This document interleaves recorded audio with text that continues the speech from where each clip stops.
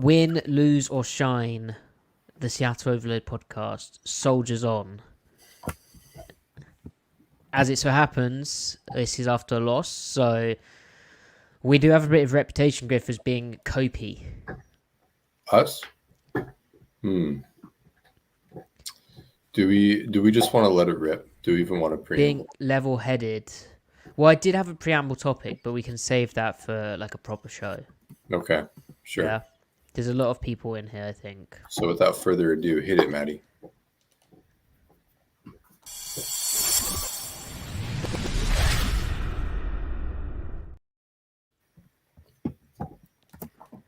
Welcome to the Seattle Overload podcast, where the Seattle Seahawks have fallen to 3-2.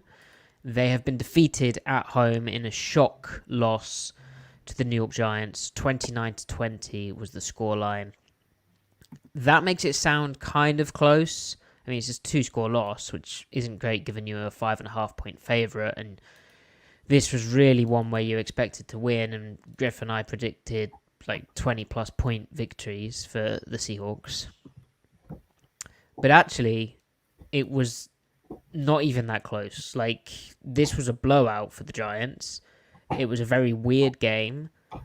There was a lot of weird stuff which went on. Griff, I don't know where you want to take this, but it's silly to say this because the Giants on their opening drive marched down the field fairly easily, had a 4th and goal, which as the back tried to reach over the line and get in a touchdown, it somehow screwed out of his hand. And if CBS could invest in more than like 2 cameras at that area, maybe you'd have seen it break the plane. But as it was, they went with not enough doubt, and Rayshon Jenkins picked the ball up and ran it all the way back for a 102-yard record-breaking franchise record touchdown. And that kind of hides, that first drive and how simple it was for the I mean, it should have been 17-0 at one point. Yeah, it should have been, and that would have been more than fair. When it's this bad, it's hard to know where exactly to start. So, well, yeah, let's start broadly speaking here. I mean, obviously, let's get out of the way. It was a shit game. They were bad in ways that, like we said last week, made sense, but they were also bad in ways that you shouldn't be bad.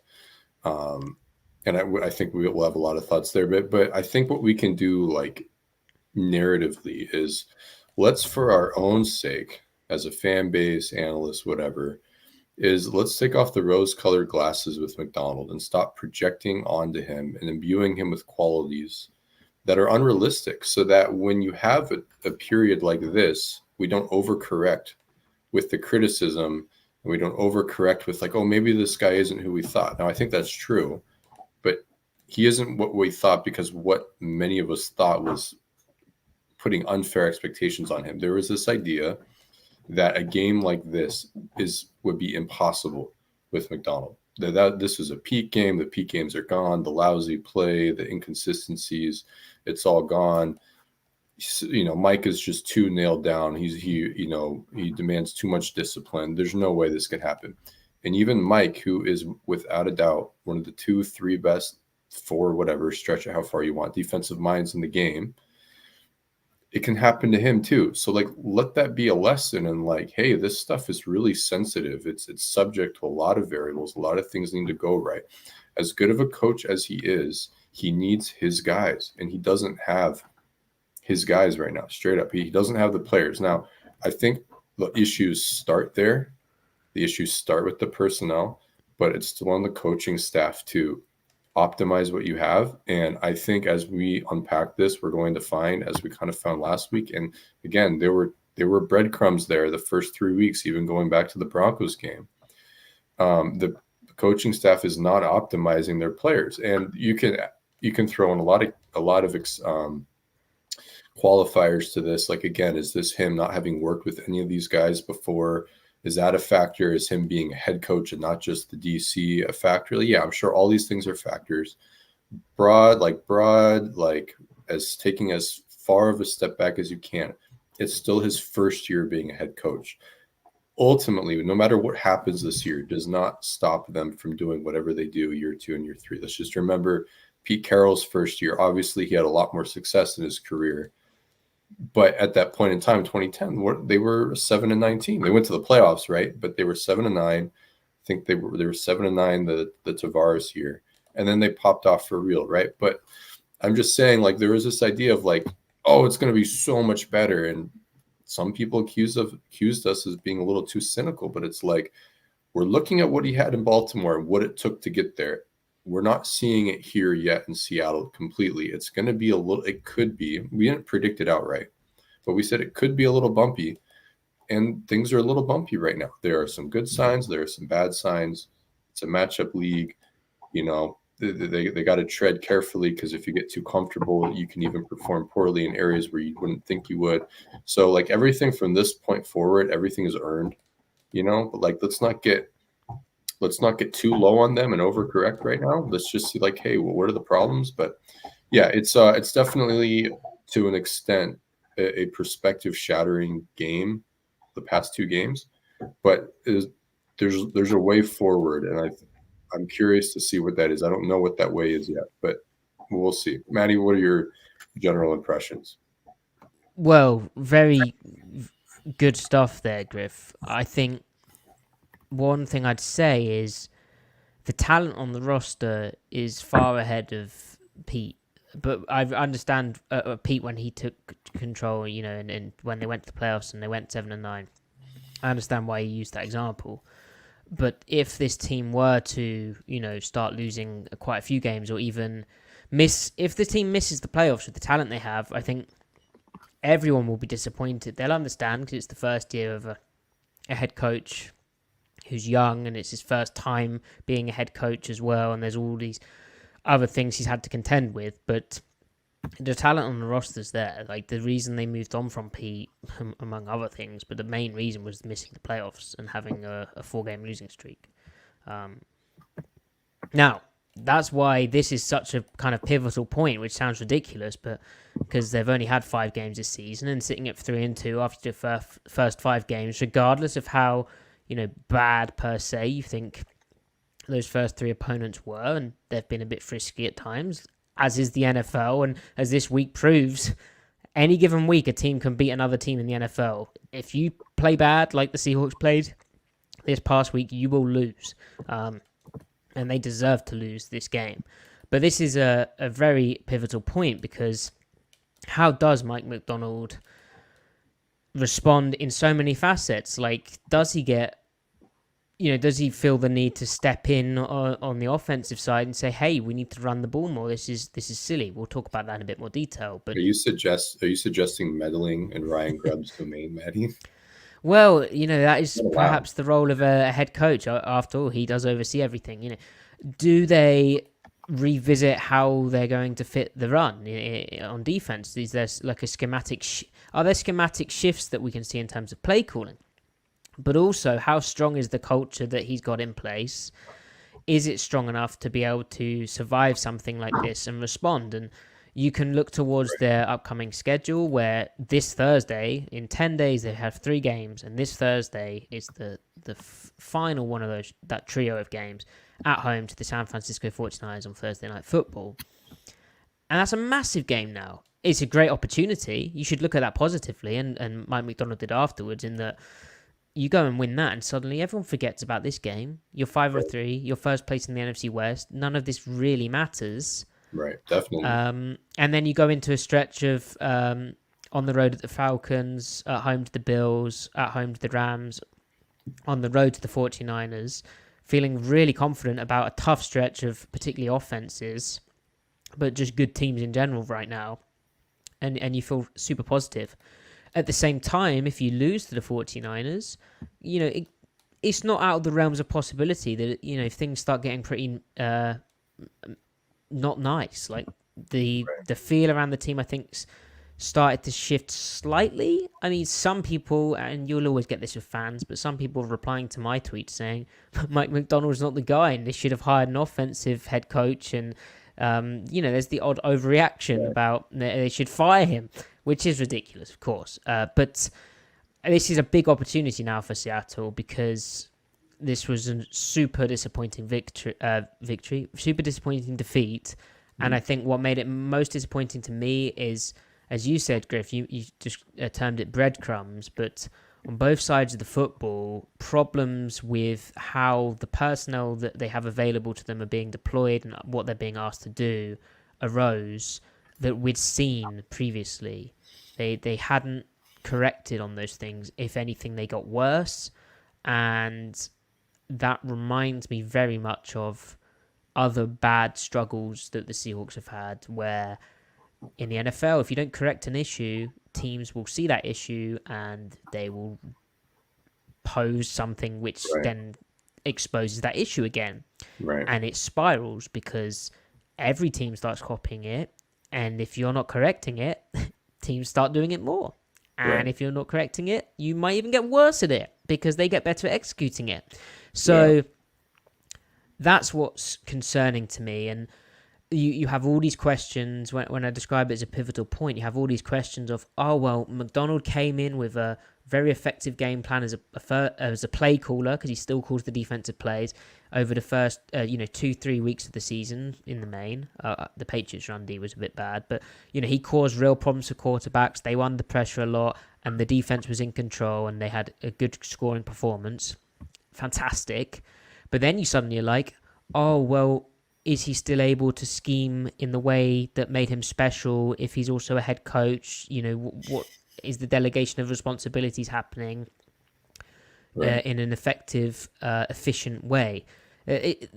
This type of thing does raise those early questions. And does he have the right? Yeah, sorry, go ahead. No, go ahead. Well, I was just going to add on, does he have the right lieutenants in place? Does he have the right position coach here and there? He's with an entirely new staff other than one guy who he coached as a player. Right. And one guy who's been in the system and 3 years ago, and has a pear tree. And then that's that. So how do they all respond as a staff? And I don't want this to be a negative thing. This is a really exciting thing where this is the moment where, well, one of the many moments where a young coach will, and Sean McVay had his struggles in his first year, where a young coach will respond and this team needs to respond because they've got a lot of talent. As I said, we really believe in what Mike McDonald's able to do as a tactician and as particularly as an in-game play caller. However, there's been some early concerns which have not snowballed, but they haven't gone away. They've possibly grown, and now they've dropped a very disappointing game which they should never have lost, which will happen in the NFL when these things happen. Yeah, well said. So that, it's from just a neutral perspective, not that we have a neutral perspective, but if you were to try to don that hat and be neutral, it is fascinating. What is Mike McDonald, who is a very good defensive mind, how does he respond to this type of situation where they're at right now as a head coach and as a defensive mind, because that's part of it. We're going to see the limits of the culture they've instituted. What is it capable of? And I think that he actually is suited for that. I think his personality management and the morale management of his team is actually really good. I mean, I think that we don't see how he really coaches guys for real all the time, behind closed doors. I'm sure there's stuff that he doesn't want us to see, the media to see. But you can kind of parse from the way he talks to the media of how he speaks of his players. I've said it before, though. I really appreciate that he, in his own way, again, he's going to use different word choice than Pete, but words mean different things coming out of different mouths. He really speaks with a lot of compassion for his players. And I think that he's got it nailed down how to address this moving forward. Because it's I'm sure they're in the locker room all looking at each other what the hell just happened? What do we do from here? And they're all going to look to him yo, what do we do, coach, basically. And I think that he is built for this. So at least that will materialize. The way that will materialize will be via the effort. I believe the effort and the focus will be there, is what I'm saying. Today wasn't an issue of effort and focus, or maybe effort and intention. But it really comes down to like the stuff that you get paid for. Can you play well enough, right? So I'm not necessarily confident that will happen right away, but I do believe everyone's head will be in the right place, at least as well as it can be after these two losses. So, but proof's in the pudding, right? So we still have to see it. I mean, where do we want to take it from here? Do we Well, just? I think we should probably talk about just Offense. Let's do the offense, because that's quite an easy All one right. to do. In that, you look at Geno Smith, he's dropped back 44 times. That's crazy. And the Seahawks have run the football on just 7 snaps, kind of reminiscent, really, of that 2020 Giants game where the Seahawks passed, and it was like the end of the let Russ cook era, and it was kind of the blueprint for every other defense on how to stop what the Seahawks were doing. Like, Russell showed his weaknesses as a quarterback, and Seattle's line showed their weaknesses, and that was that. I don't think this game was necessarily an indictment of Geno Smith. I think it was more that Not even close. not even close. But I do think it was Ryan Grubb finding the limit of how much you can look to pass the football in a true drop back sense from the shotgun. We'd been speaking about them being very extreme and needing to break tendency, and part of this, as Mike McDonald said, was they wanted to get Geno going, and they felt good about the game plan they had. And then in the first half, they barely possessed the football. They punt on their first drive after 5 plays. Then, because of the fumble return for the touchdown, they miss a drive, essentially. Then they go 3 and out. They have a 7-play drive where they're trying to get Geno going. And then they go 3 and out again, but it results in a field goal. They didn't go 3 and out. They had a 3-play drive which got them a field goal and somehow ended with the half tied. But it was a combination of essentially the offense in the first half not being able to drive the football that well, and then the Giants getting that extra possession and then putting together super long drives. So I kind of get that as an explanation for the pass-heavy nature. I know also that if you look at their rushing effectiveness, like the series that started with a rush, the Seahawks were first percentile in success rate. That's not good. No, Did you say first? they're early. Yeah, I think it was probably only 1 play though, because they've only run the ball 7 times. But their EPA per play was crap, and success rate was crap, whatever they were doing, really. Yeah. It did feel to me, though, that the offensive line would have benefited from a more balanced Absolutely. play calling approach. And, they were likely emboldened by the success in Detroit, but the Giants were doing very different things to Detroit. It looked like they were disguising a fair bit on the back end. It looked like DK was being doubled at times, and they were bringing pressure looks, and Dexter Lawrence was being a menace. So, Griff, what do you think of this Ryan Grubb approach of dropping back 44 times to 7 designed handoffs to the running backs? Man, a lot of things. So first, before I kind of get into the negatives, I think we still have on our hands, like even in this game, a very capable, like, drop back offense. And I'm not saying passing offense, I'm saying drop back offense as a non-play action. I like yards per attempt as a stat, not as the only measure, but as a marker of like, what is your raw capability? And for this game, 7.1 yards per attempt is like mildly above average. I mean, they could still move the ball when they had their shit together this game, at least on any given snap. That doesn't mean they put together holistic drives or they were consistent drive to drive. But like we're talking about an offense that is capable. The tip of its sword is still really sharp, and it's just they're not swinging it right, basically. That's a really corny metaphor, but like that's how I think of this team right now. like you said, the pass rate was insanely high. They took 7 sacks. I mean, that 7 sack figure, right? You're not helping out your O line when you don't run the ball, and the reason why that matters is because the D line's like, all right, we've got pass indicators everywhere. We just get to tee off. That's not helping out Storm Forsythe. That's not helping out your interior against literally the best pass rushing nose tackle maybe ever. Literally, maybe the best, the GOAT pass rushing zero technique of all, the greatest of all time, Dexter Lawrence.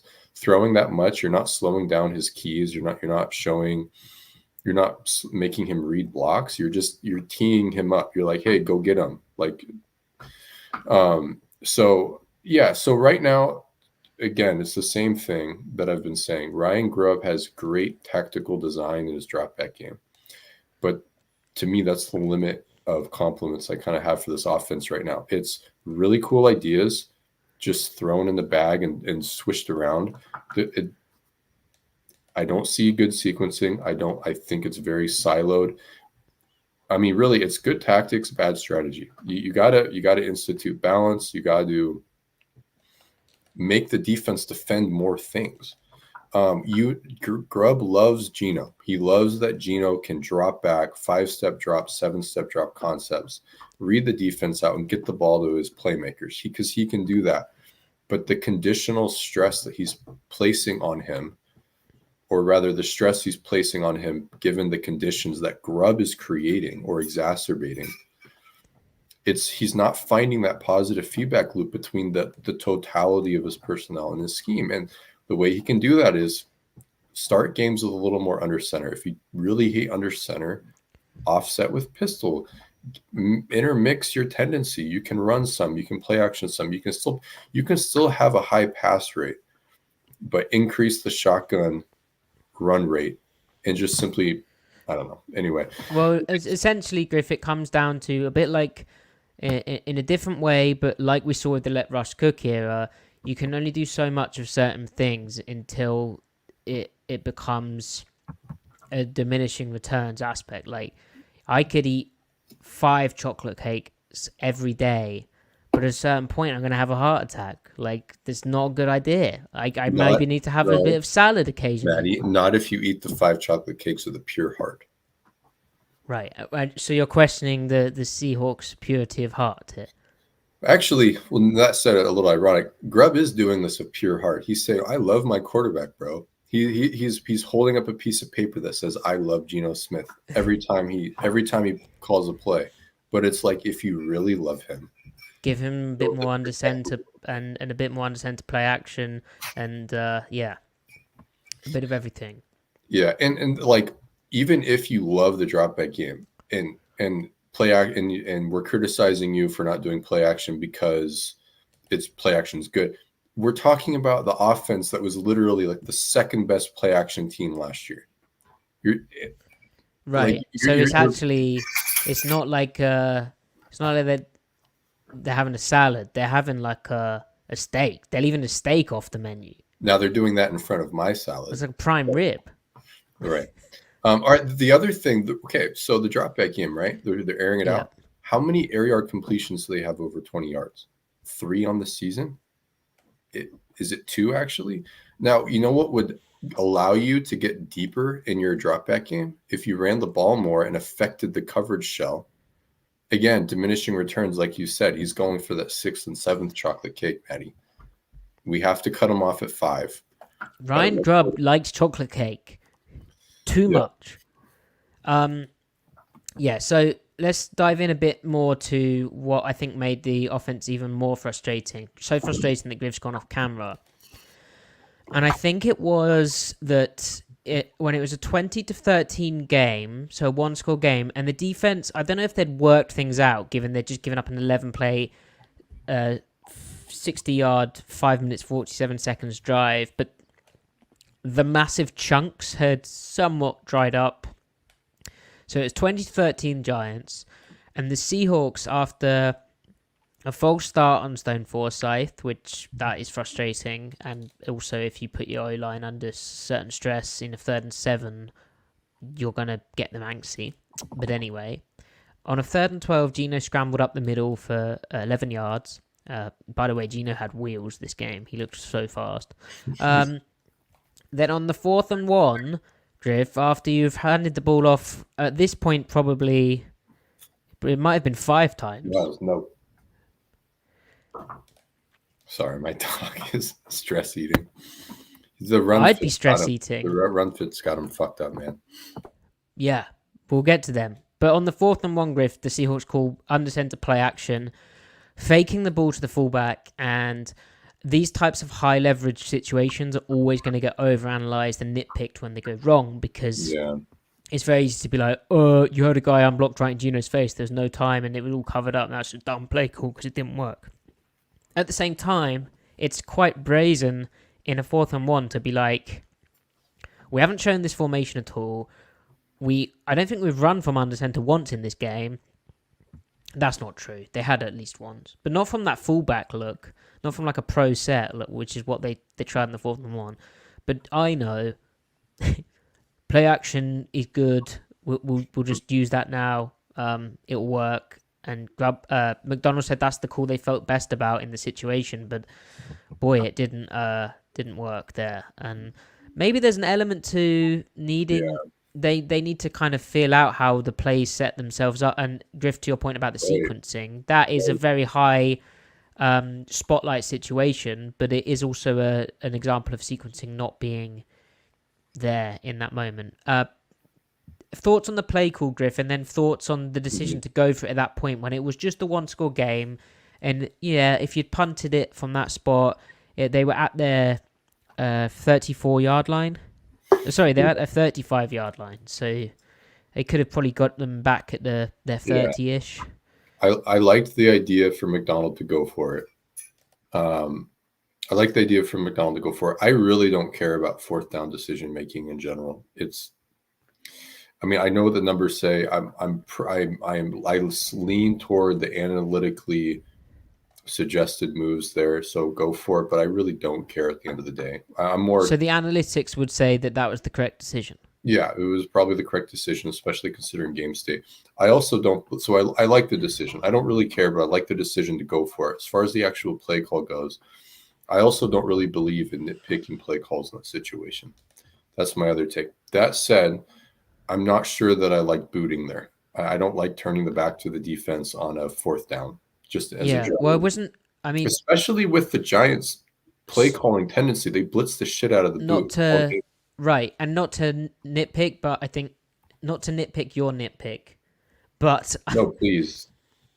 It wasn't a movement. Like, it wasn't getting Gino on the move. It was straight play action. Oh, was it? I don't think it was boot. So it was basically having him turn his back on a blitz, and then the blitz is right in his face, and he can't get on the move. Like, if they had in the previous games had some cool movement stuff like sprint out from the gun.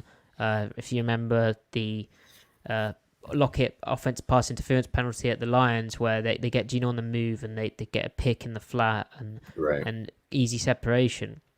Yeah, that was an unusual call. But anyway, Griff. Was he trying to have his cake and eat it too? No, if he was doing that, he'd have called a done 7-step drop back. Right. No, yeah. Anyhow, you just owned me, Matty. You owned me in front of the entire audience. I know. 101 people. Thank you so much, everyone. I have seen your questions, by the way, and your kind donations. We'll get to them when the time is right. They're all starred. I'm flying this thing live. Anyhow, hindsight being 2020, Griff, but they did actually stop the Giants the subsequent 2 times, but it was a 2-score game, so it made it a bit more difficult. But we had a marvelous... Suddenly, the time the offense came alive, which in Gino's mind after the game, he said it was just because they started executing and everyone started playing better. But to me, it was interesting because it was essentially Gino going no huddle and having a lot of authority on the offense. And the Seahawks put together a 14-play, 95-yard touchdown drive, which was like, oh my God, it's so easy. Like, why couldn't they have done that the whole game? It was marvelous. It was very spread out, very quick game. The Giants weren't able to pressure. They weren't able to disguise as well as they had been.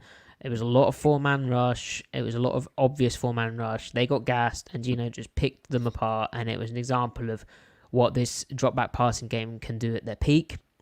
But it was also, I think, a very stripped-back part of the offense where I don't know how many of those calls Ryan Grubb actually was able to make. I think it was all stuff, installed in their no huddle, which they do clearly spend a bit of time on.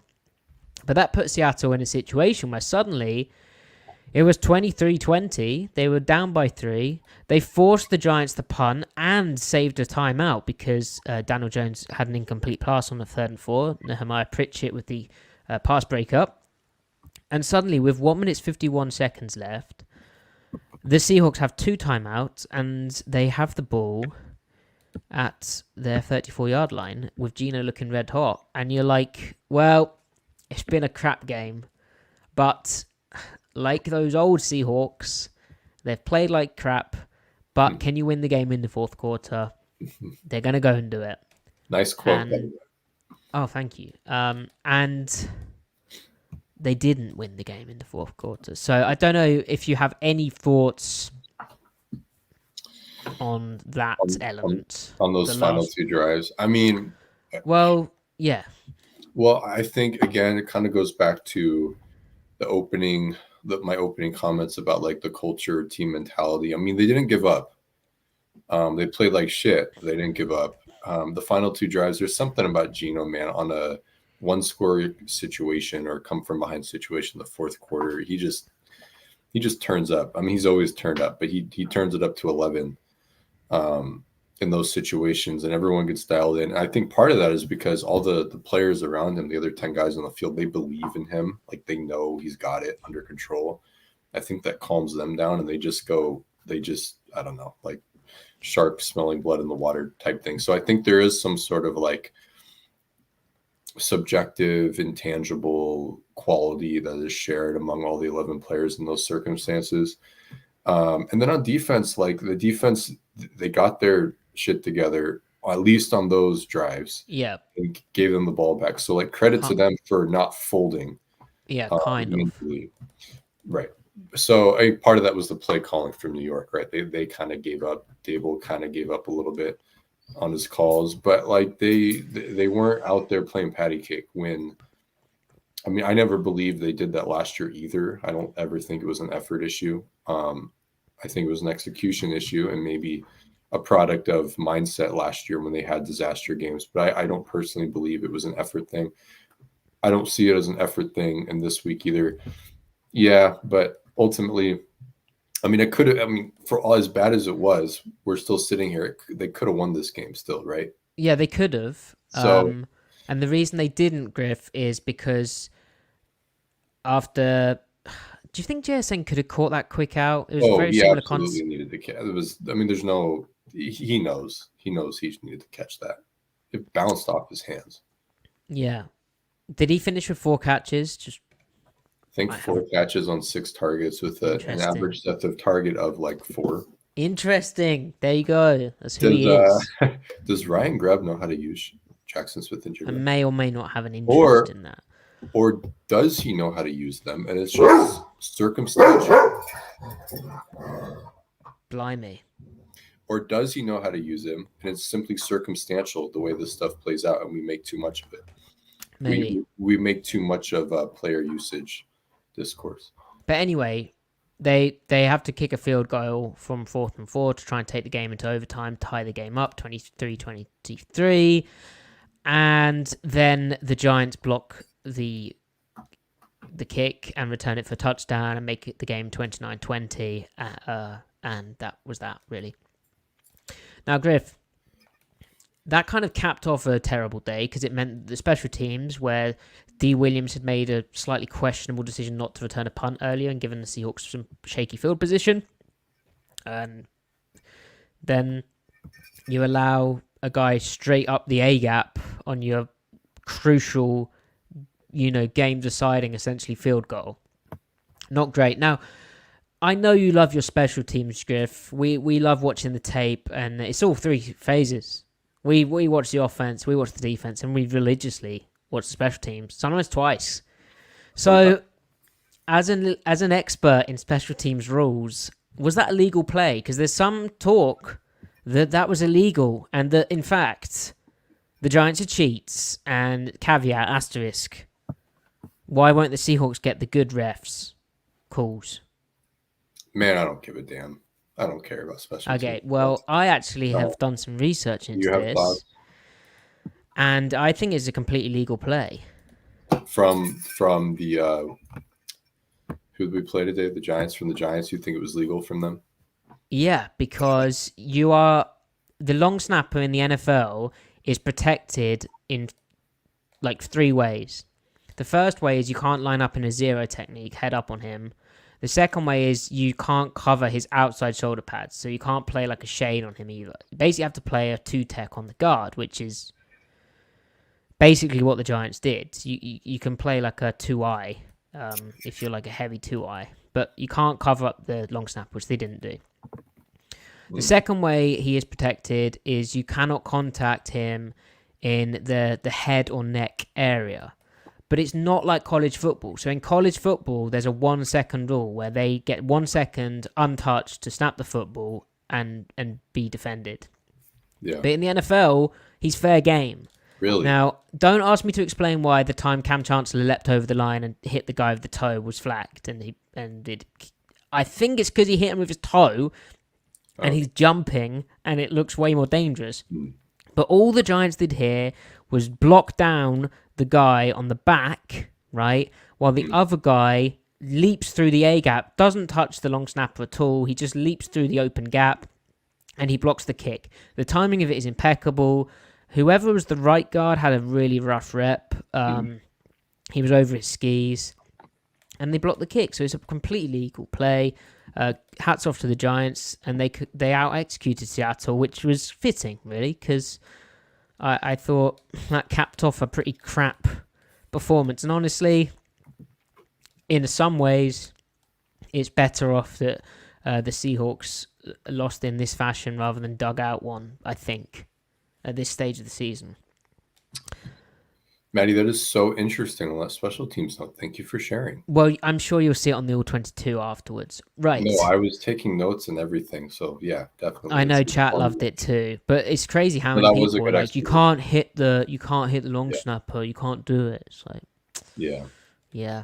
I did try and find examples, but it was Laken Tomlinson at right guard. Oh dear. Well, he's not used to playing on the right side. Could be part of it. Right, finally on the offense, we have some questions here, Griff. Did we get out-called by their D, or is there something else happening on our side? Well, along with the offensive line, I'm really interested to see some of the downfield pass concepts, because the pass pro struggled, and they were overexposed by the pass rate and just being in 3rd and longs and that type of stuff. But I also need to see some of the downfield route concepts and what coverages the Giants win, because at times we've seen Geno step up, like we did against the Lions, and hit a guy. It felt, he had 44 chances to do that, and it didn't feel like we saw that as often. So I'm anxious Tommaso to see that. Right. Aside from what we can't tell from the tape, and like you said, the design with stuff getting swallowed up, I do think, though, that the strategically what Grubb put out on the field placed conditions on the offense that played into the Giants' favor, that played into their matchup advantages, which is putting stress on the O-line. The strength of their defense is their pass rushers, Thibodeau, Brian Burns, Dexter Lawrence. You don't want to give them any more reason than they already have to fire off the line. You want them to pause and read blocks. So right there, I think you're getting – it's not that your design on any one of your pass plays is bad necessarily, as much as anytime you throw, as you throw more, you're letting the D-line tee off on you because they don't have to respect the run in any sense.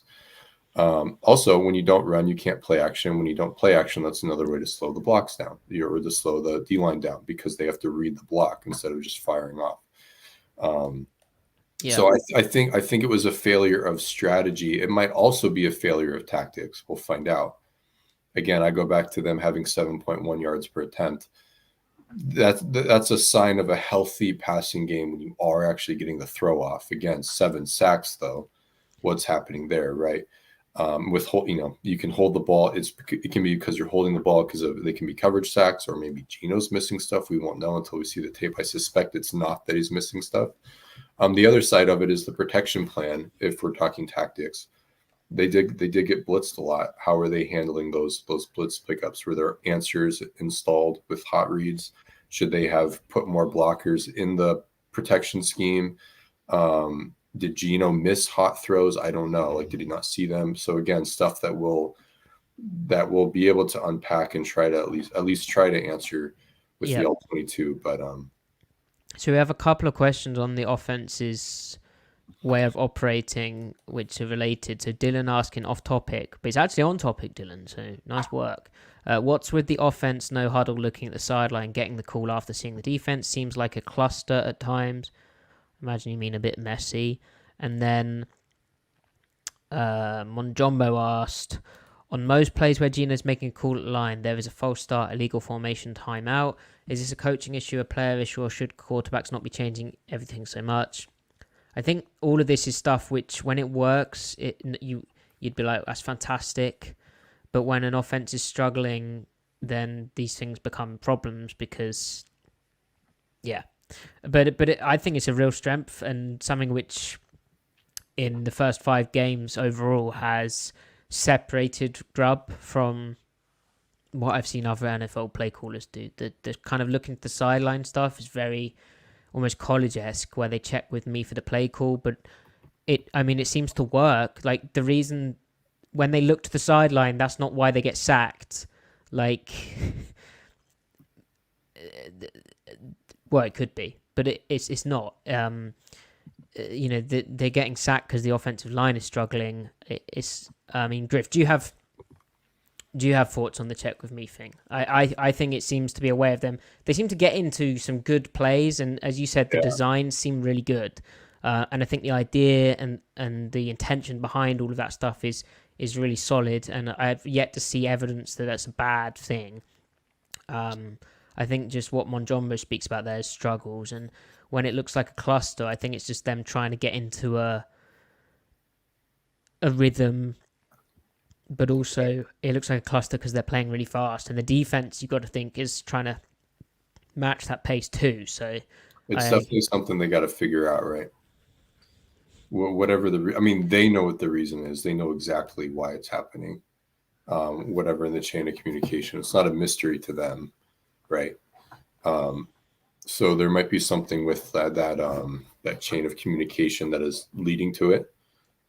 Maybe for an individual player or for them as an entire unit getting the call out, something that they'll probably play with throughout the season. Right. And that's another procedural thing that Grubb has to figure out coming from college to the NFL. Because that's a very college thing, right? I don't know if he needs to. What do you mean by figure it out? Like I think it's fine. I think it works. I think it's cool. I just don't. I just think it's like, because it's different. I think when things start going wrong, it's the first thing where you're like, well, why are they doing that? You know? Yeah. Fair. Yeah. Carl asks, is the offensive struggle today similar to seasons prior, where time of possession was so lopsided that the offense just couldn't get going, or does Grubb need to make some fundamental changes? Of course, the challenge for Seattle was that they possessed the ball for 22 minutes, 38 seconds, whereas the Giants had it for 37 minutes, 22 seconds, which, they had the ball a lot more. Griff, thoughts on that? We kind of spoke on it, but... it goes both ways, right? If your offense can string together drives and if your defense can get off the field, you'll have the TOP that you want. I think TOP, the people that have done deep studies on it, it's overrated. You just don't want to be on one end of the spectrum or the other. Because if you're getting off the field quickly, is that because you're getting scored on or because you're playing good defense? If you have low time of possession on offense, is it because you're scoring quickly or because you're 3 and outs, you're hitting quick, right? So I think you just want to be near the median. So really to smooth out whatever time of possession problem they had this week, it's simply just play better with both units. So that's simple. So we have a donate to. Nice donation. It's easy as chocolate cake. Right. Baseball Watcher, thank you for the donation. That's a new name. We'll have to add you to the Overloader graphic. Grub's run game thoughts, because we're getting more next week per McDonald presser. I think we spoke about that. They have to run the ball more. McDonald's that presser was meddling. interesting. He's meddling already. Taking a page right out of Pete Carroll's playbook, man. Meddling. Axel asking, do you think we might get more designed Geno Smith runs? I mean, Geno today had 4 carries for 72 yards, and he was incredibly dynamic. He looked so fast. I think Axel is that old thing of maybe you do 1 or 2 a game. They've obviously used him in this quarterback sneak game before. I kind of expected that on the 4th and 1, but they clearly didn't like the idea of Dexter Lawrence and how tight that Giants front was on that play. But I don't think you want to run Geno too much unless you need to win. But he's certainly, I think, more viable a quarterback run option than perhaps you'd have thought 2 years ago. He's always been mobile, but he's definitely warranting more focus as a runner, which is only a good thing. Griff, thoughts on that? I mean, you can't have more design Geno runs without more running to begin with, because they're built into each other, the shotgun run game or pistol run game and a quarterback run game. So, I mean, probably not. They might have it here and there for an occasional 3rd and 2, whatever. But their run game right now is predominantly inside zone and it's accented by front beater gap scheme runs. So we've seen some buck sweep, some counter. It's a bit of everything, right? I think, and Grubb spoke about this prior to this Giants game, but he was feeling good about their zone concepts and maybe thinking that zone was their identity, but I don't think they found a run they feel good about. And I think he spoke about how it's really hard to run the ball in the NFL. And I think he's kind of getting his mind around that, and then how he's the balance between being an efficient run game versus being, actually running the ball a bit to take stuff off other things. And he's got to work all that out. And, when it's not a problem, when you're still productive as an offense, you still score points, you do what you did against Detroit, it's not a problem. It's like, that's a quirk. But now it's a problem because we just seen that. So I mean, is there one that's working best? Your run game can be such a valuable tool in a pass-heavy offense for so many different reasons. You can still be analytically minded, and your run game can be really sharp, really effective. And they're just completely not touching it. And maybe it was a Pete thing, but Shane Waldron had that figured out. He had that balance figured out in his strategy. Shane Waldron's macro was perfect. I wouldn't touch it. The micro, the details, sure. If you want to nitpick here and there, by all means. But the structure of this offense there's just a lot of inefficiencies in it. And again, Grubb has great ideas, but I don't think that it's working cohesively yet. I think that it can. I think that he'll get there. But this is an area where Pete Carroll would absolutely dial in. Grubb would, in the hypothetical where Grubb is Pete's OC and on the Seahawks, Grubb is absolutely balls to the walls, trying to go deep, trying to do all the stuff he's doing, but Pete would rein it in and he would fit it in better. At least he did through 4 different OCs in Seattle. So enough about the offense. Let's transition to the defense, because as we were saying, as Griff said about breadcrumbs and maybe warning signs, there were warning signs that this would happen to Seattle's defense. I went on a Giants podcast, Big Blue Banter, in the week, and they said how the one thing the Giants are good at is duo gap run game. But the Giants came out with some other gap runs, and Brian Dable called a really tricky game for what the Seahawks do defensively. And they ended up having some really long drives in this game, along with scoring, a significant amount of points on offense. Let's go through 8 plays, 81 yards, touchdown drive, 12 plays, 58 yards, field goal drive, 4 plays, 77 yards, touchdown drive, 11 plays, 60 yards, field goal, 6 plays, 21 yards, field goal. So there's some... While they tightened up towards the end, Seattle's defense really did struggle.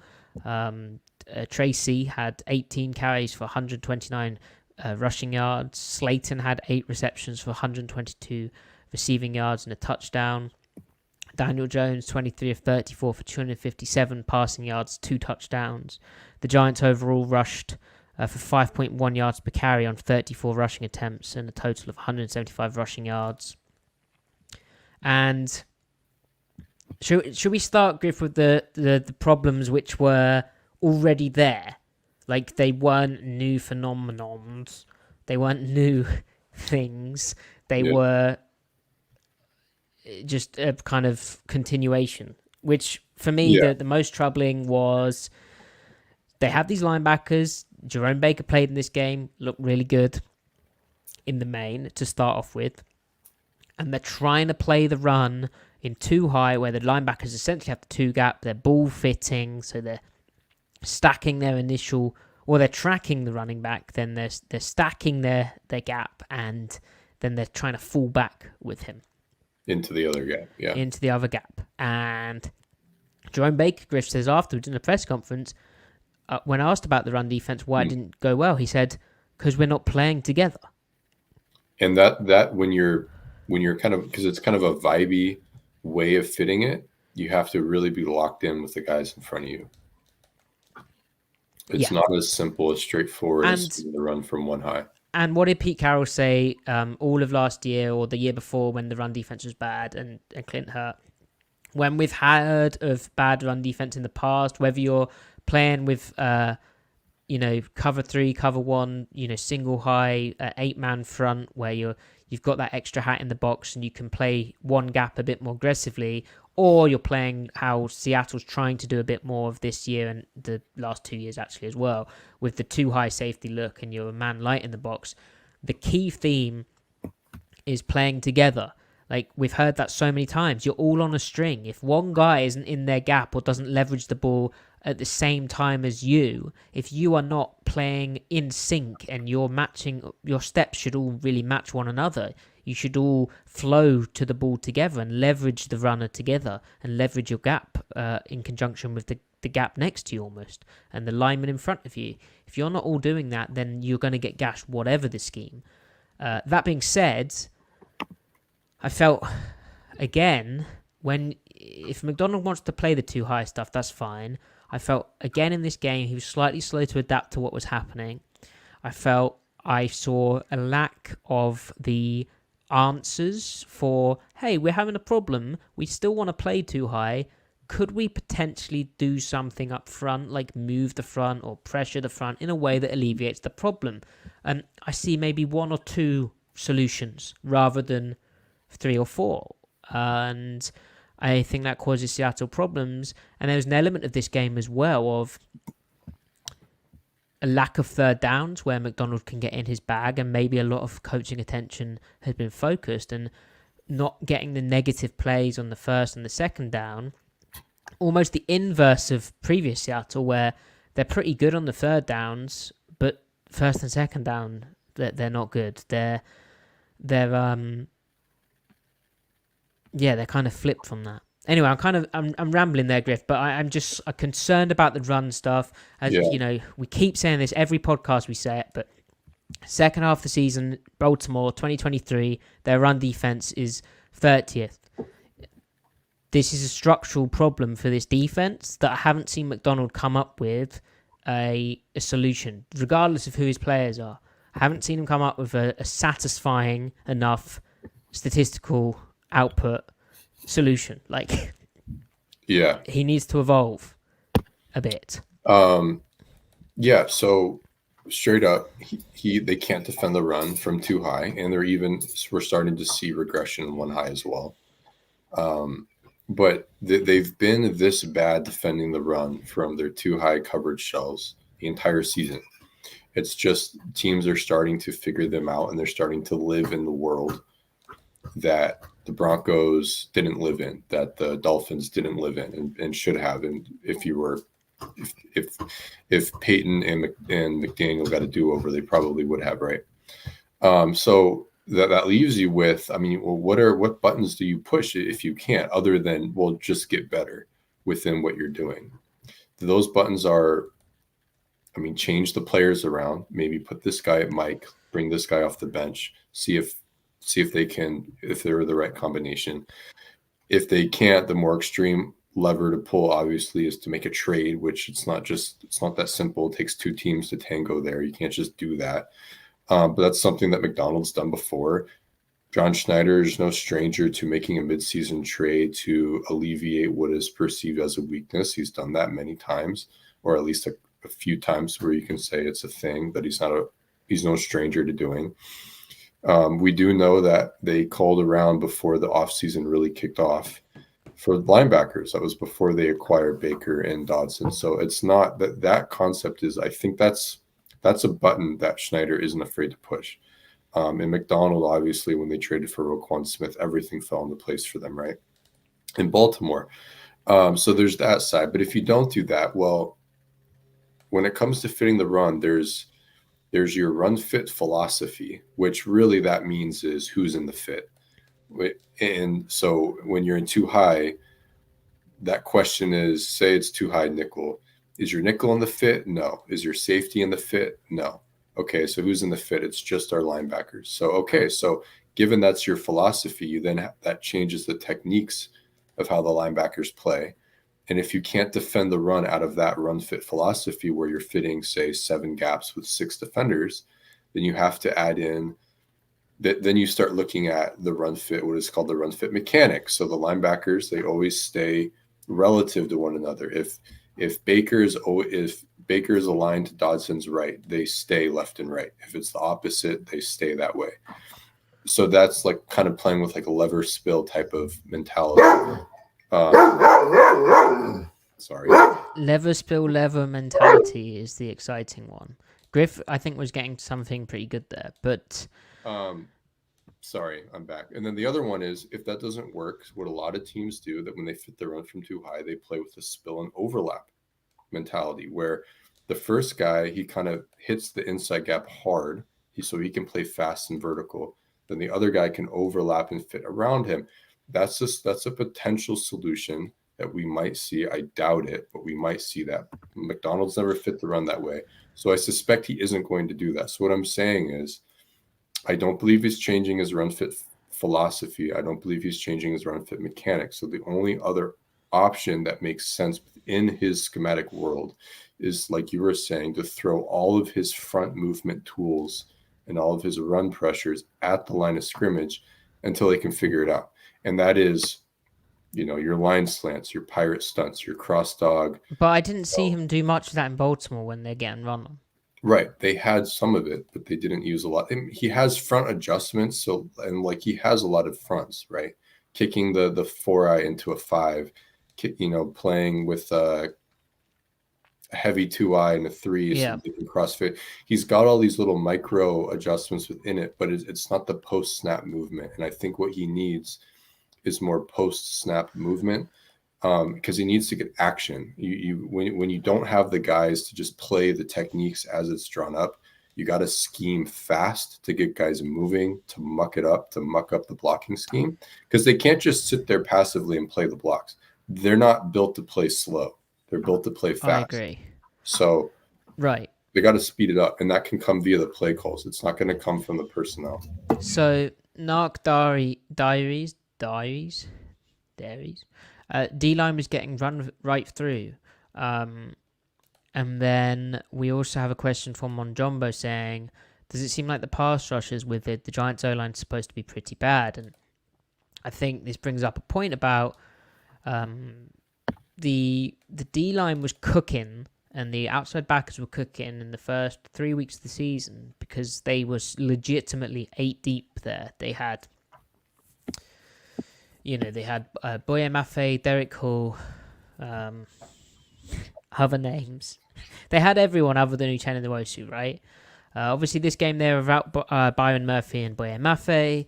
Then during the game, Uchenna Nwosu got hurt pretty early with a thigh injury.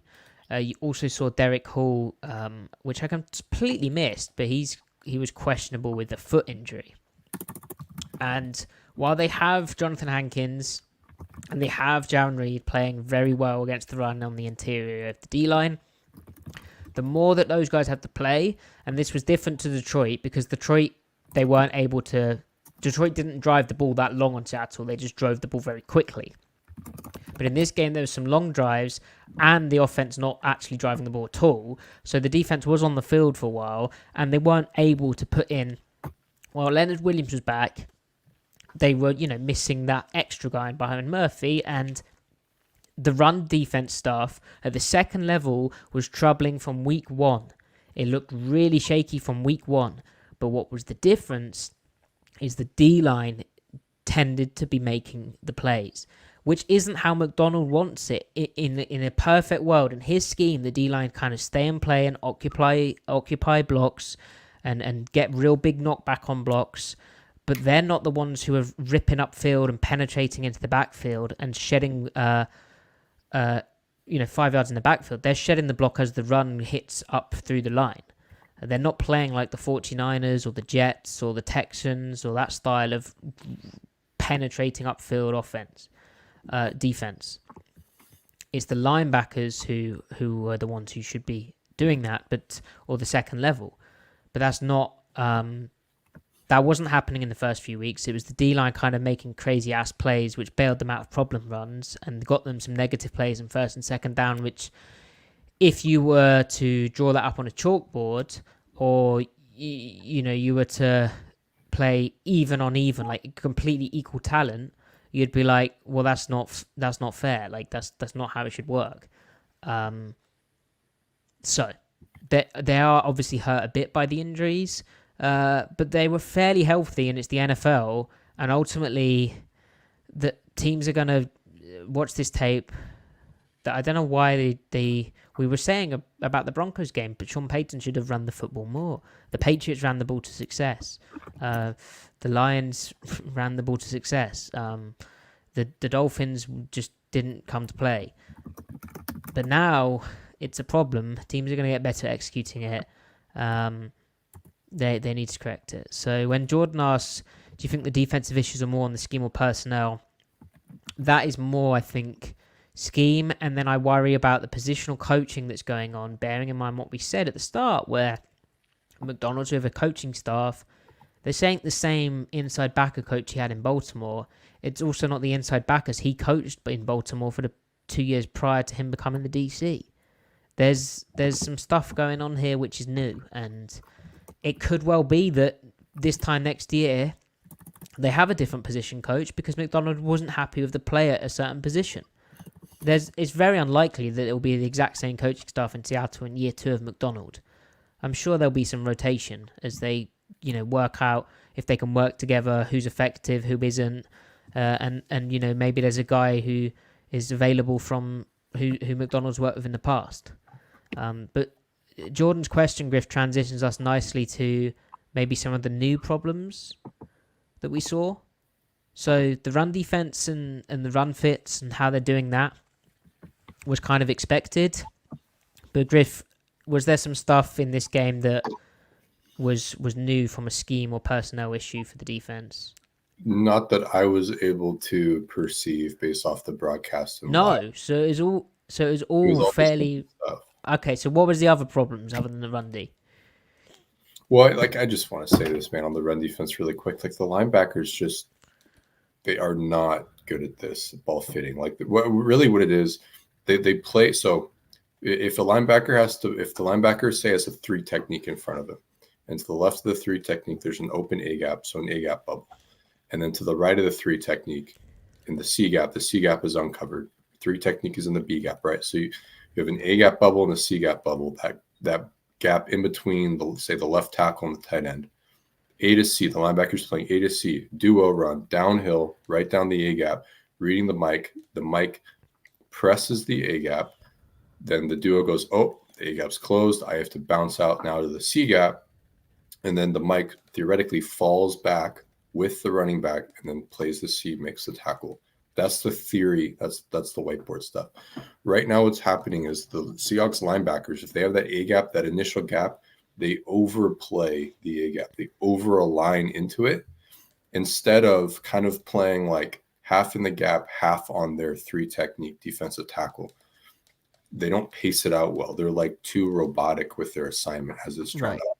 I posted a clip just to show what it looks like. Ken Norton Jr. did some of this in 2021. What was really interesting about that year is that he did so many different things.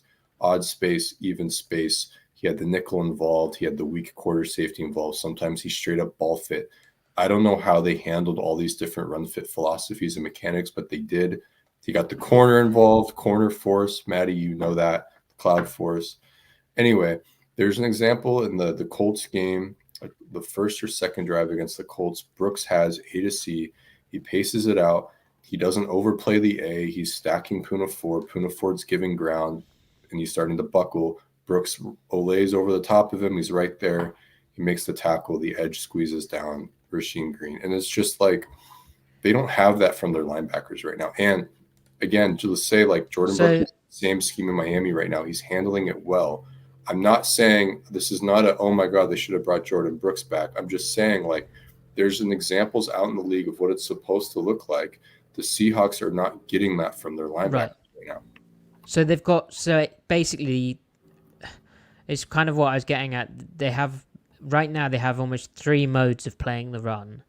And one of the modes, which they're trying to do most often, they're very bad at. They almost look badly coached at. And if you want an example of what Griff was talking about, because I know sometimes trying to visualize some of the scheme stuff we're speaking about is difficult. Well, we literally broke down the problems of that approach and how they're coaching it. And Griff was really precise on how the linebackers are really overstepping with the back's path and really getting inside the gap and giving the leverage to the blocker. We broke down tape of that versus the Lions. Like, it was a big thing. So, Griff, I did ask you, though, on Jordan's question, what other issues? We know the run defense is an issue, but what other issues were there? And they weren't new ones, apparently. The other issues were like the corners surrendering plays, and then the safeties getting beat. And I think that against a terrible Giants receiving core, right, without Neighbors, I think that season long now, while this game was in particular like really concerning in that area, the way how I see the secondary, the literal DBs, not just the entire back 7, but the secondary, I think there's going to be just some variance there. Like the Golden State Warriors have bad games shooting threes sometimes. There's just going to be like. So the secondary is the Warriors. Secondary or I mean they got so much talent back there. But what I'm saying is they're a really good group. They can run and run and run. Yeah, they've got some weak spots, and those matchups will be found out. Like Trey Brown might be the guy that gets picked on a little bit. But I think he got really picked on this game. Right. By the way, the Giants are without Malik Neighbors. Like, he got roasted by guys who next year might not even be getting starting snaps, like Darius Slayton. No, I agree. But I'm just saying, like, this isn't going to happen every week. It might happen once a month where they're like, oh shit, why did that guy get beat there? I still think the corner room is a huge strength for the team. Now, if it happens next week against the 49ers, I mean, that might happen anyway. But I don't know. I'm not too worried about – I'm worried about it for this game. I'm not certain that I'm worried about that being a thing moving forward. I think that they'll play to their expectations. So if we control for that they're playing the 49ers receiving room, yeah, they're not going to have a dominant game, but I think that they can have a solid game. All things considered, I'm more worried about what's going on over the middle against them and their zone stuff for the 49ers. But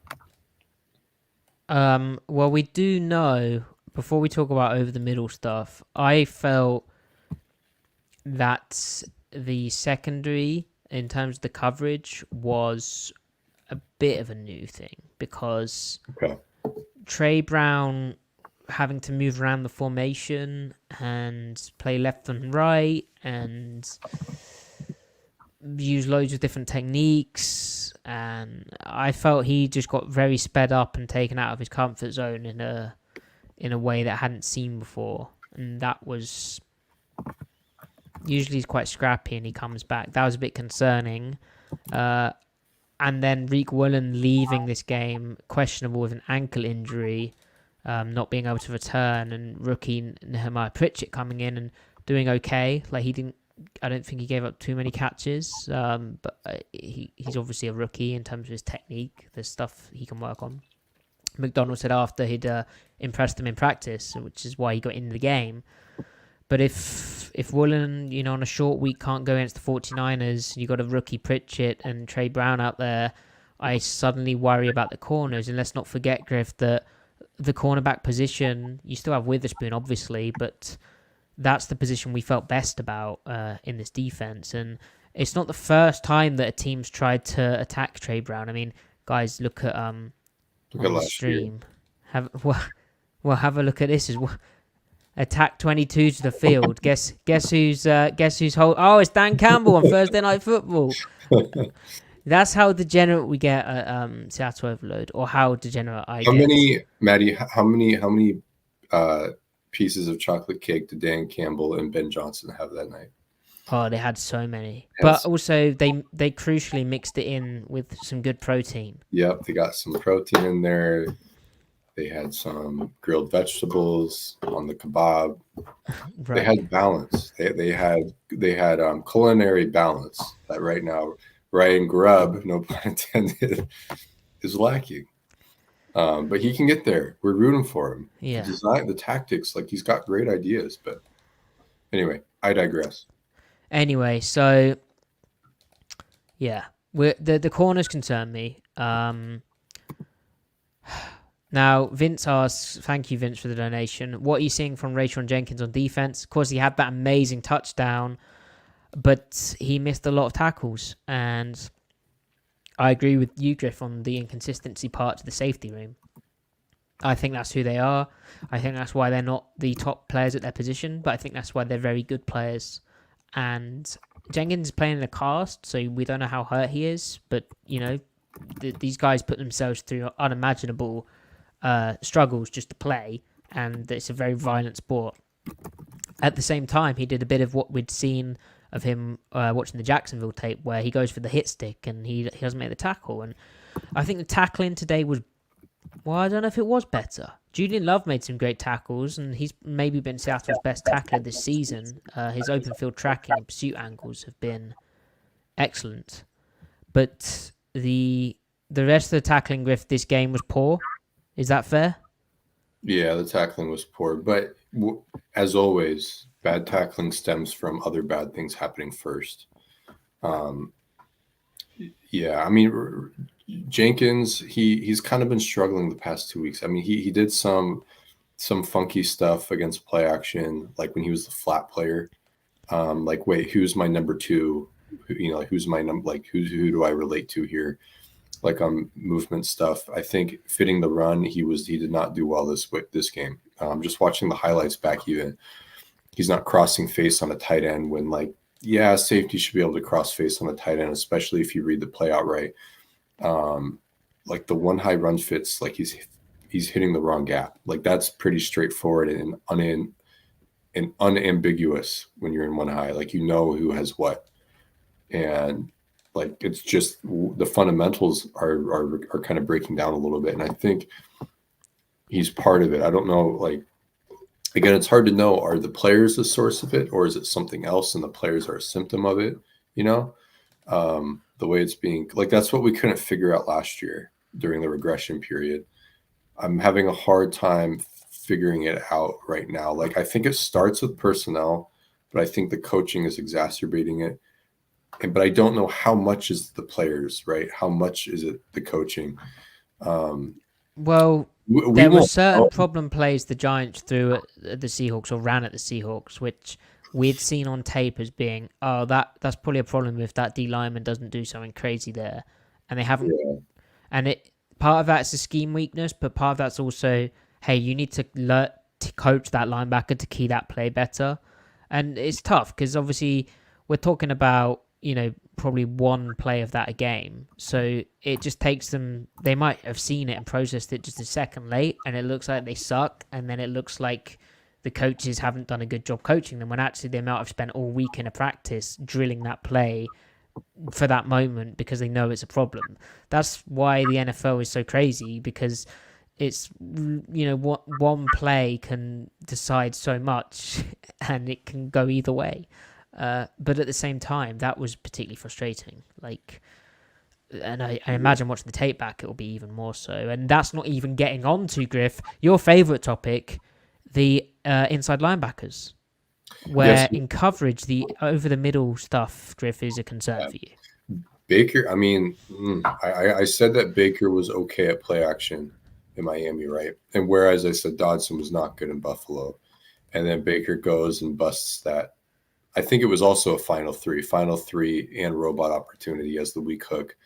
And it's just, he's completely sucked in. Now, I thought maybe they were doing that 3-week thing where the weak safety who's rotated to the flat can take the final three, and the weak side linebacker trades. He's the flat player, but I don't think they were doing that. I think that was pure weak flat. It wasn't empty, right?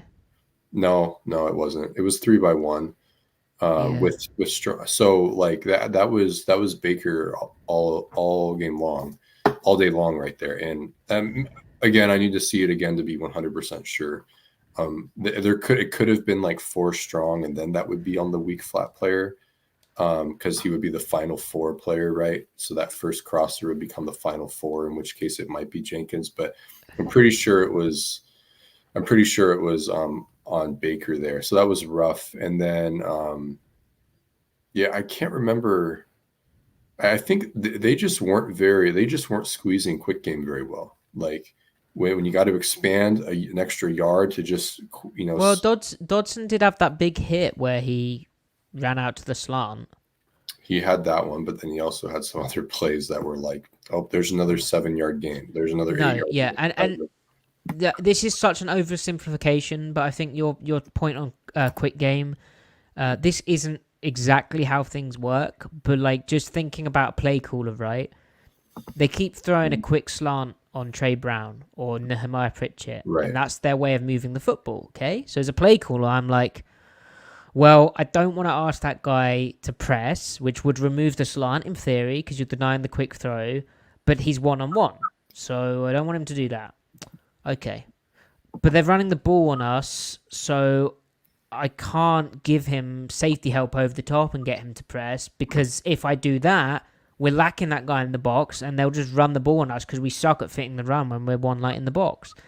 So you're constantly playing this to and fro battle of trying to help your corner out versus trying to help your run stuff out, and you end up kind of being bad at both. And that's not exactly how it plays out with McDonald. There's so many other moving parts, but that's a big challenge to what I think was going on in that game, and we saw play out. Like they didn't really get on top of either until the end, and I'm anxious to watch the tape to see what, if anything, they did change, or if it was just as Griff, you suggested, that they just turtled the Giants did and sort of played for the clock. I mean, they got very close to getting the game-sealing first down. What was annoying to me, Griff, as well, like, again, overreacting to one play, but it maybe points to a larger issue. The 1st and 10 on the drive where the Seahawks have to force a 3 and out to get the football back, otherwise the clock expires and the game's over. The Giants come out it's a heavier looking formation. Yeah. But it's not that heavy.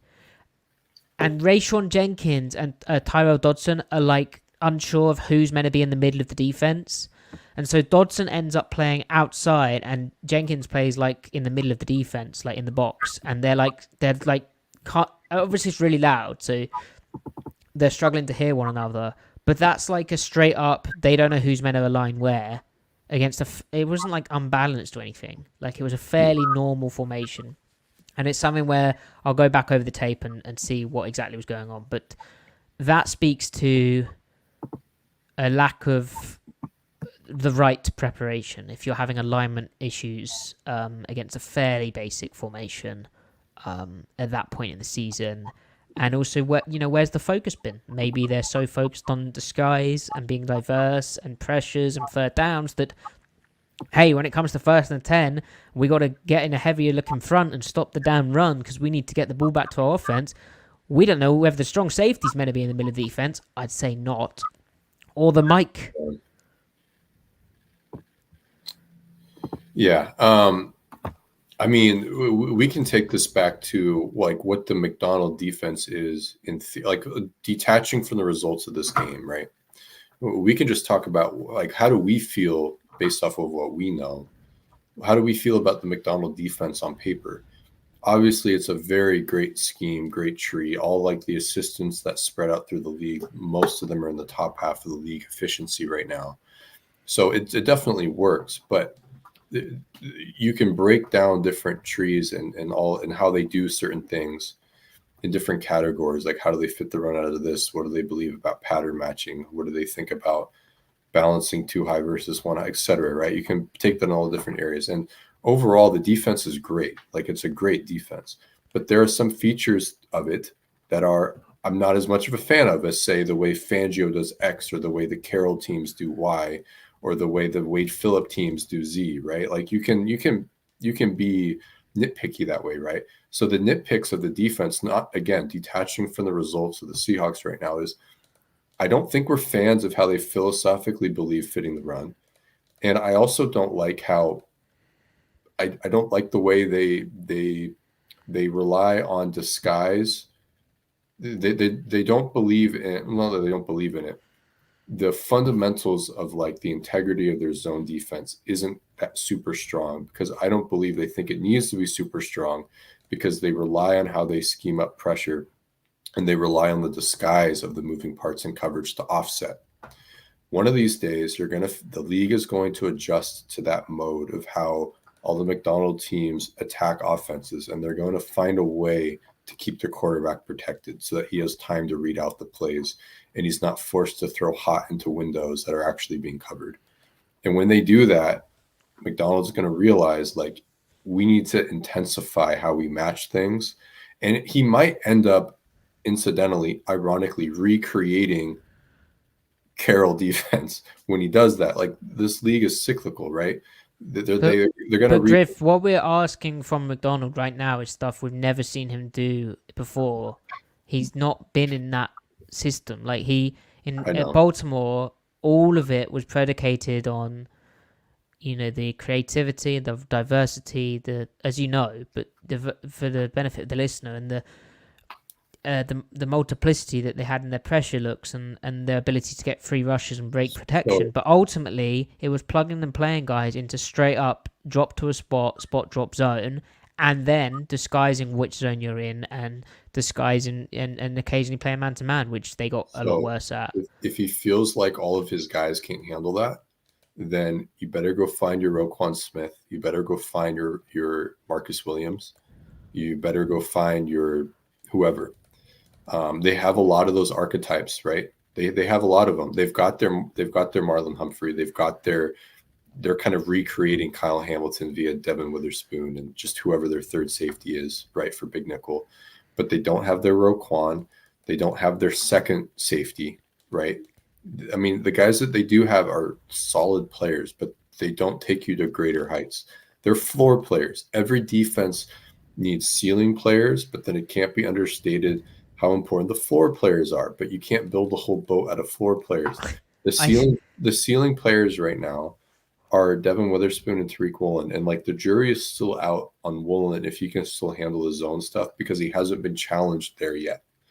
So I'm, again, from a very neutral perspective, I'm very curious to see what Mike ends up doing fixing this. Does he believe, do I need better personnel or do I tweak things like on a fundamental level? So it's 5 games into the Seahawks season and the Mike McDonald era, and we've already reached the point of you can't run this scheme without Cam Chancellor or Richard Sherman. We're doing what people did when they tried to get the Legion of Boom defense, where we're saying but you need a Roquan Smith or Kyle Hamilton to run this So system. what was the solution in 2022? The Ravens were a bottom 5 defense the first 8 games of 2022, and then they doubled Kyle Hamilton's snap count and traded for Roquan Smith, and everything fell into place like Tetris. I think he's probably going to be hunting for, I need this, I need that, and then everything else will be fine. And so Maybe. I mean, I'm planting my flag on Mike. Go trade for your favorite linebacker that is not a Seahawk. Get him in the building and then run your stuff. Right. Let's see some other stuff. So Axel saying, I thought the Giants played well, which makes this loss a little more bearable. They definitely did play well. They played probably to their limit without Neighbors. So good job, them. Then Gordon, thank you so much for the donation. Good to see you again. After today, do we change expectations about this team? This was really ugly. Griff, Lane also saying, they're on Twitter saying it's Jim Mora all over again. Please say it ain't so. I saw that. I've had like a number of people say that. It's gaining traction. That's crazy. I know Mike Mack is not maybe the most enthusiastic after a loss, but I don't think he's not in Jim Mora territory. No, he's not. He doesn't throw guys under the bus. I think Moore has learned from that, but I think Mike McDonald's like EQ, his emotional intelligence is way evolved past that. I think he's handling the players fine. And just again, my fan fiction, right? But the way I suspect, I think he's handling all that fine behind the scenes. So Gordon, though, Griff, have your expectations? Are you going to change him after this game? I still think they're a 10-7 team. I mean, did you say that? Yeah, I said 10-7 from the jump. Yeah, when we did our official predictions, ask Majambo. It's in the record. It's in the public record. Is it? I'm sure he's tracking that. But on that subject, 10-7. The offense will figure itself out. The defense, I think, will end up. It'll finalize as an above average defense with a borderline 8th best offense by the end of it, and that will amount for 10-7, and they'll lose in the wild card probably. I mean, that's what I feel like this team is right now.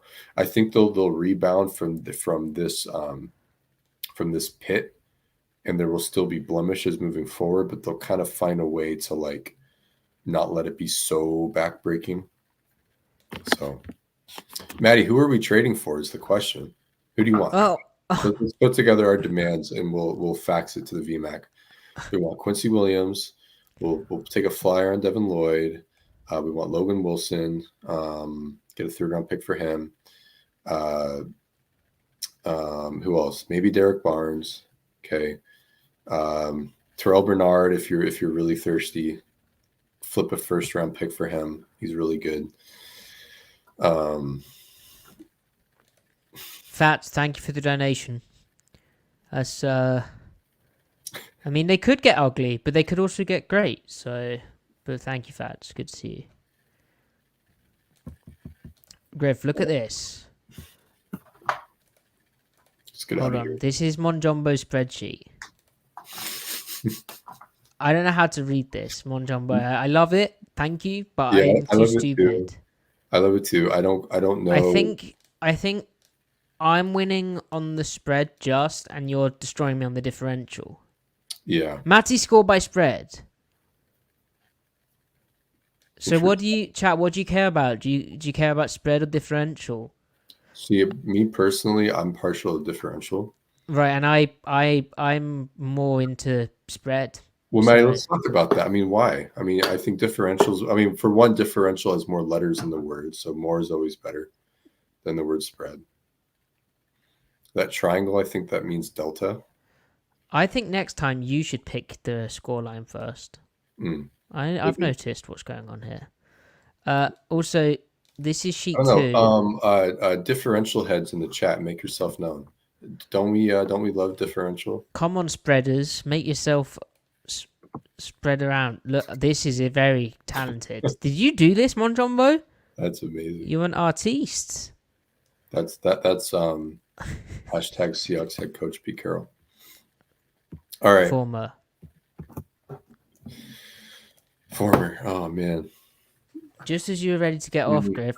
Yeah. Is that something you want to elaborate on Thursday? So speaking of being reactionary, that was me being a little overreactionary, but I definitely. You upset? So Schneider's been bringing in good players, but I think the way he's been rostering, like, again, those floor players is in a way that like just doesn't quite fit what the scheme is asking of the players. And then I feel like what he ends up doing roster wise would fit the previous year's scheme. Yes, which is something we spoke about for a while. Right. It's like the front office and the coaching staff are two ships passing the night. And like, I'm not going to fault Schneider for bringing in Draymond Jones. Like, the theory behind the move was a good move. And at least in what he's trying to do, he needs to get a killer in here. Because, like, all right, yeah, like, Kerry Hyder isn't giving you enough B-gap rush. So we need to get Draymond Jones here. Just unfortunately, they identified the wrong player. They should have gotten Zach Allen. That's a little too much like hindsight is 2020. But, like, when I watched him at Denver, like, this player is fine, but he's not better than Quentin Jefferson, who you cut to afford him with. So it's stuff like that. But like the way he rostered the D-line again among the floor players in response to the 2022 season, if you had those players with the way they schemed in 2023, the run defense regression does not occur. They let go of a lot of guys that prior to that year defended the run really because well. They were moving that because they didn't fit a 3-4. Right. Yeah, which again was a misguided thought there. It's just not true. And then they didn't even play very much 3-4 in 2023 anyway. So, well, you know why the Seahawks run defense is bad this year, Griff? Why is that? Because they're a 3-4 defense again. Oh dear. And with that, isn't that like so telling though that it's possible to have good defensive linemen and have bad run defense, and like how much scheme can impact that? Anyway, whatever, man. This year, like, yeah, letting Damian Lewis out the door. I understand if he was past your price point, but then spending all that money on Noah Fant, regardless of why he left, Jordan Brooks walking out the door is an L. Like, these things just hurt you. I question the linebacker eval for the last 3 or 4 years, though. Well, I don't know how much that's coaching influenced, but like their linebacker strategy has been crazy. So it's just trying to like optimize that. It's just trying to optimize like the minor personnel decisions of what the coaching staff wants. Like, I don't think McDonald has his guys, man. How is TJ Watt so good?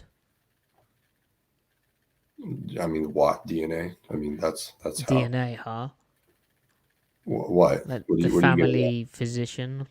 No, they've got. Oh, I see where you're going with that. No, I think they have like a high concentration of fast twitch fiber in their muscles. I mean, but this guy is just ridiculous. He could actually be better than JJ Griff. No way. Don't. That's like longevity. I mean, to me, that's like saying that. No. That's like saying Cliff Averill was better than Michael Bennett. No, that's like saying Cliff Averill is better than what was that guy's name? Patrick Kearney. Like, there's levels. Whoa, no, it's not. No, it's not. TJ Watt is a great player. He is a every decade. He's a once in a decade player. No, he's every decade has a TJ Watt, but every No, I don't think they do. Every century has a JJ Watt. I don't know if every decade does have a TJ Watt. Von Miller, Khalil Mack. There's no difference between those guys at their peak. There's no difference. They're all the same. There's only 3 guys that I can think of that are remotely close to JJ Watt. That's John Randall and the Minister of Defense. Oh my God, what was his name? Oh my God, Packers, Eagles. Oh, Why am I forgetting his name? Reggie White. Good God. Reggie White. And then, of course, Aaron Donald, who, Reggie, yeah, how could I forget Reggie White's name? I thought you were going with Peppers. No, JJ clears Julius Peppers. All those guys clear Peppers. You're just being sizist here.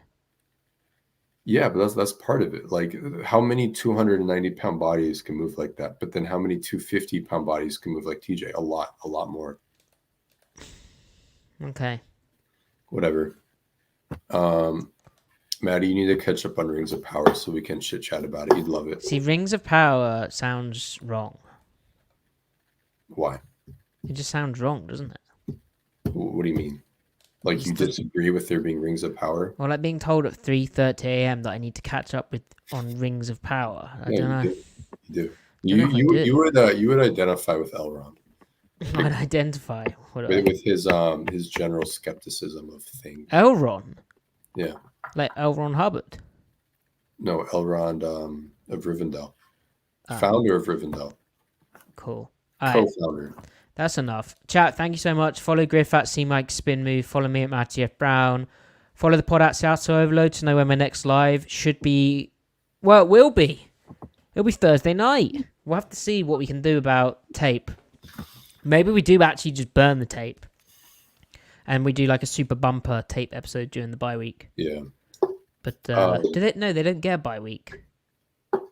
Do they? No, they get a bye week. Matty, why do you guys call potato chips crisps? Well, it's onomatopoeic. Paic? Oh, because they're crispy. Okay. No, that works for me. What, are you going to chip your tooth on a Hit it, Matty. crisp? We're out of here.